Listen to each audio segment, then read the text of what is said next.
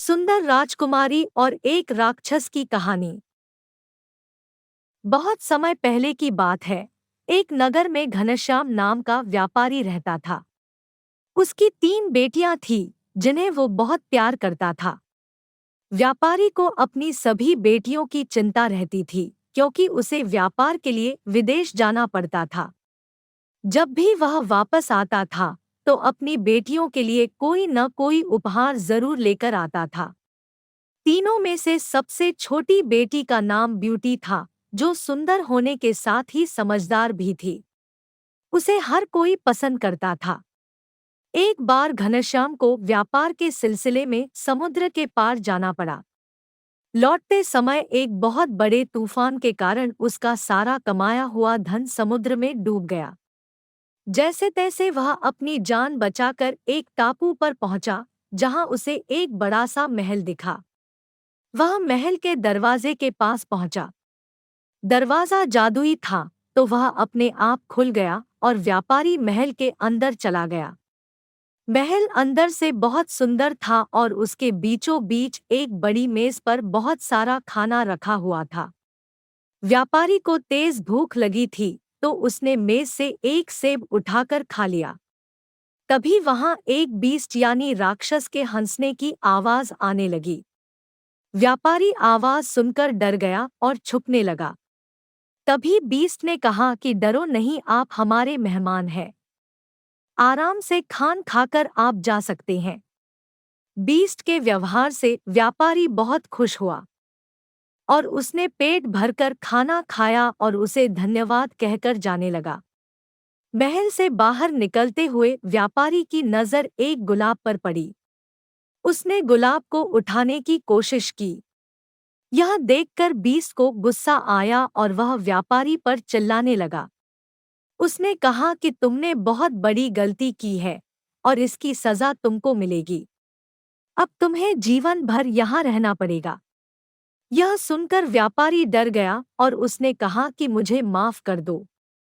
घर में 3 बेटियां मेरा इंतजार कर रही हैं। मेरे अलावा उनका कोई नहीं है। तब बीस्ट ने कहा कि यदि तुमको यहाँ नहीं रहना है, तो तुम्हारी जगह किसी और को यहाँ रहने के लिए भेज दो। व्यापारी दुखी होकर अपने घर चला गया और उदास रहने लगा। उसकी उदासी देखकर तीनों बेटियों ने कारण पूछा। तब घनश्याम ने राक्षस के महल की पूरी बात बता दी। पिता की बात सुनकर ब्यूटी कहती है कि वो महल जाने के लिए तैयार है। घनश्याम ने उसे समझाना चाहा कि ऐसे ही किसी महल में जाकर रहना अच्छा नहीं होगा। उसका पूरा जीवन बर्बाद हो जाएगा।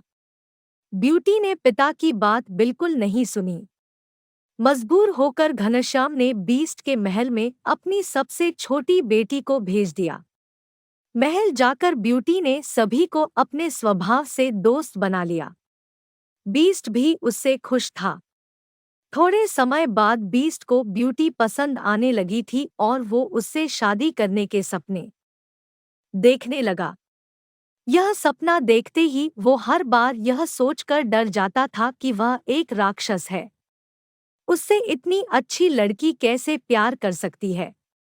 एक दिन उस राक्षस ने ब्यूटी से पूछा कि क्या वो उससे शादी करेगी।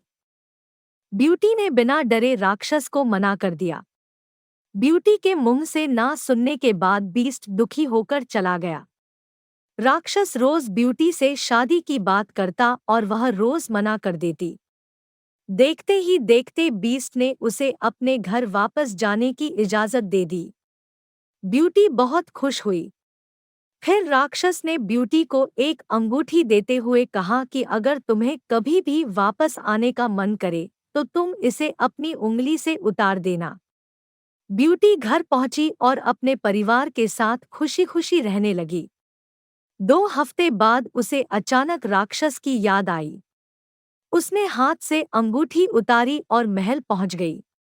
वहां जाकर उसे पता चला कि बीस्ट बीमार पड़ गया है। तब ब्यूटी ने उसका बहुत ख्याल रखा और वो कुछ दिन बाद ठीक हो गया।